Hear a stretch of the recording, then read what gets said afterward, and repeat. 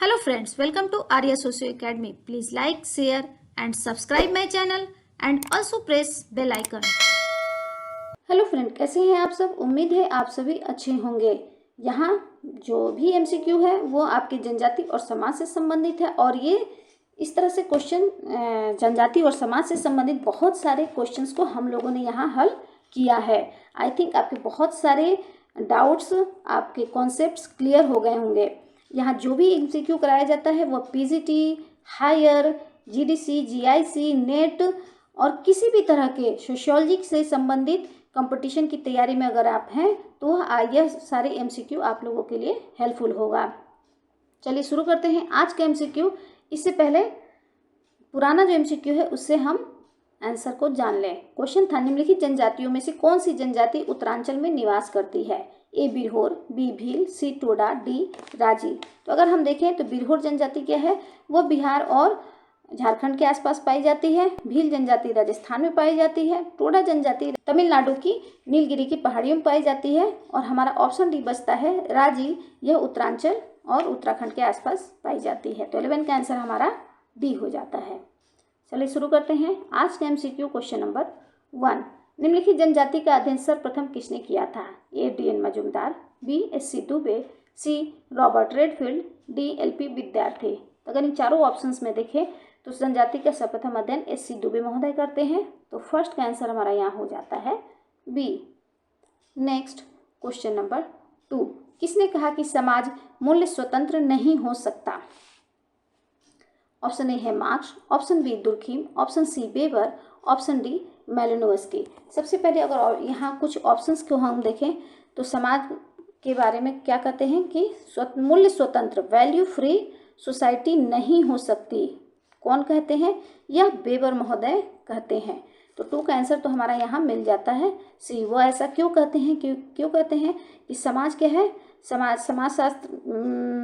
का हम समाजशास्त्र में जब अध्ययन करते हैं तो उसके अंतर्गत हमें समाज की सामाजिक क्रिया को समझना चाहिए। सामाजिक क्रिया क्या होती है, जब किसी व्यक्ति द्वारा अर्थपूर्ण ढंग से कोई क्रिया की जाती है जिसका सामने वाले पे कोई प्रभाव पड़े तो वो क्या है, सामाजिक क्रिया कहलाती है।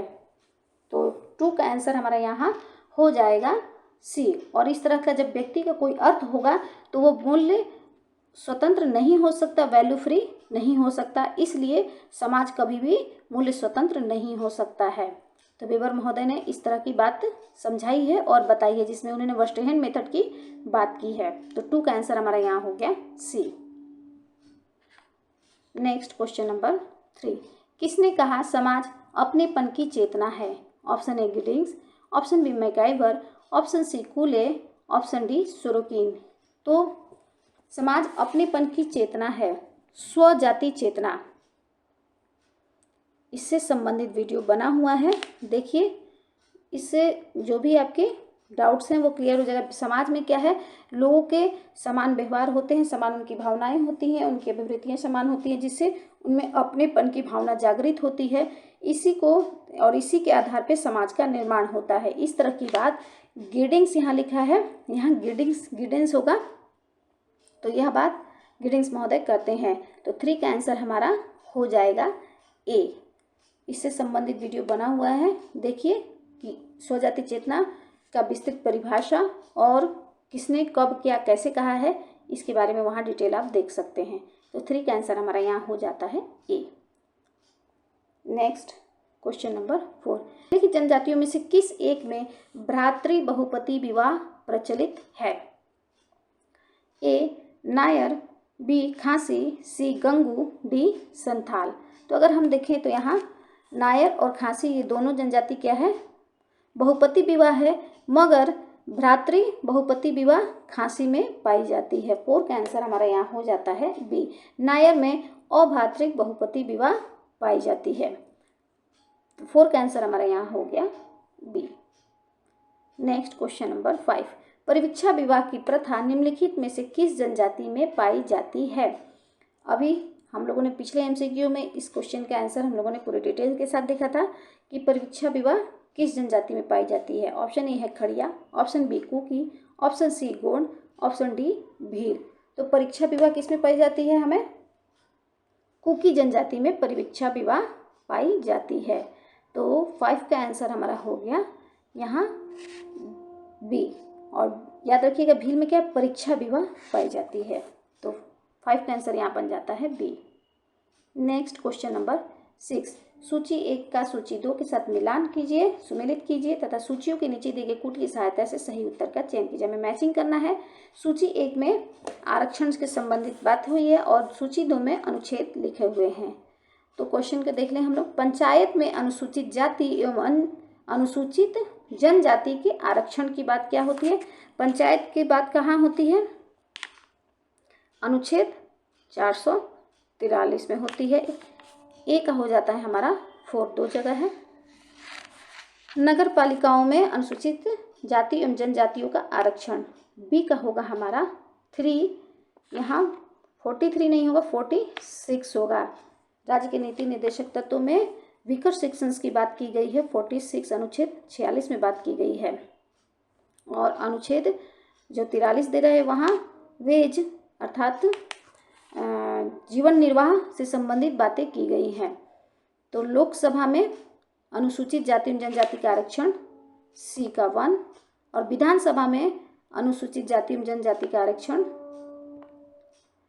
अनुच्छेद 332, तो सी का 1, डी का 2 और बी का 3। तो हमारा आंसर यहाँ मिल जाता है 6 का डी। 6 का आंसर हमारा यहाँ हो जाता है डी। नेक्स्ट क्वेश्चन नंबर 7, निम्नलिखित विशेषताओं में से कौन सी पूर्व औद्योगिक समाज से संबंधित है? यहाँ क्वेश्चन क्या कर रहा है? पूर्व औद्योगिक समाज की विशेषता हमें बताना है। कुछ विशेषताएं हैं। हथौड़े का प्रयोग, उपयोग के लिए उत्पादन, उपभोग के लिए उत्पादन, द्वितीयक संबंधों का प्रभुत्व, लाभ के लिए उत्पादन, कृत्रिम शक्ति का प्रयोग। अगर हम देखें तो कृत्रिम शक्ति का प्रयोग अर्थात मशीन, फैक्ट्री इत्यादि का प्रयोग कहाँ होता है? औद्योगिक समाज में होता है। लाभ के लिए उत्पादन, लाभ के लिए उत्पादन क्या है? पूंजीपतियों द्वारा औद्योगिक समाज में किया जाता है। द्वितीयक संबंध क्या है? आधुनिक समाज और औद्योगिक समाज की विशेषता है। प्राथमिक संबंध की विशेषता हमारा क्या है? पूर्व औद्योगिक समाज अर्थात कृषक समाज, लोक समाज इत्यादि की विशेषता है। तो उपभोग के लिए उत्पादन कृषि प्रधान क्षेत्रों में, कृषि समाज में और जो औद्योगिक समाज से पहले के जो समाज हैं उनमें होता था। हथौड़े का प्रयोग अर्थात हाथ के औजारों का उपयोग होता था। तो 1 और 2 जिसमें होगा वो हमारा आंसर हो गया। तो 7 का आंसर हमारा यहाँ हो जाता है ए।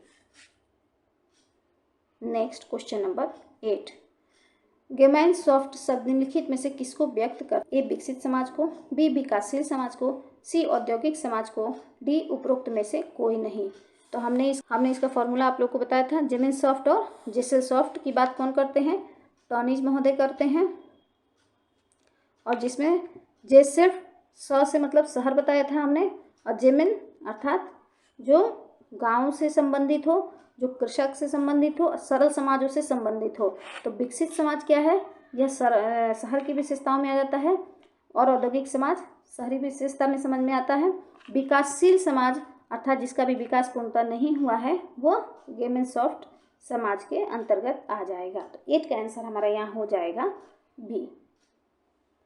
नेक्स्ट क्वेश्चन नंबर 9, अनुसूचित जाति और अनुसूचित जनजाति उत्पीड़न निरोधक अधिनियम किस वर्ष पारित हुआ था?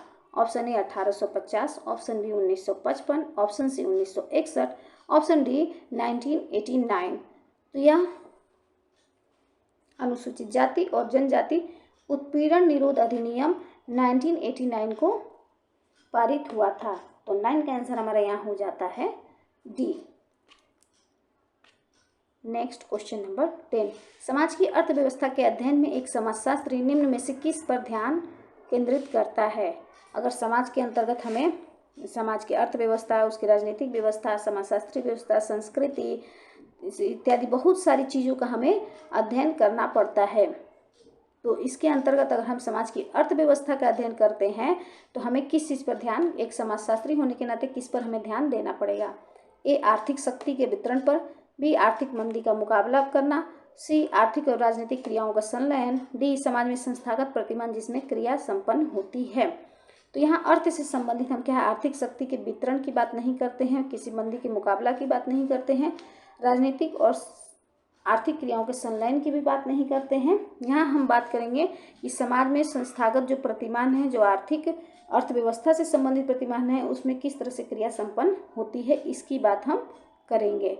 तो 10 का आंसर हमारा यहाँ हो जाएगा डी। Next question number 11। अपनी पुस्तक कास्ट इन इंडिया में J.H. हटन ने अनुसूचित जातियों को इंगित करने के लिए निम्न में से किसका प्रयोग किया है। हटन महोदय ने अनुसूचित जाति जो है, यहाँ जाति लिखा है, तो इसको उन्होंने क्या कहा है। जनजातियों के नाम से भी कभी कभी ये क्वेश्चन आता है। ऑप्शन ए है दलित जातियाँ, ऑप्शन बी बहिष्कृत जातियाँ, ऑप्शन सी अस्पृश्य जातियाँ, ऑप्शन डी निम्न जातियाँ। इसका आंसर आप सभी देंगे। उम्मीद है कि इस बार ज़्यादा से ज़्यादा संख्या में इसका आंसर आएगा। आई थिंक ये जो MCQ है आप लोग के लिए हेल्पफुल रहा होगा। थैंक यू, धन्यवाद।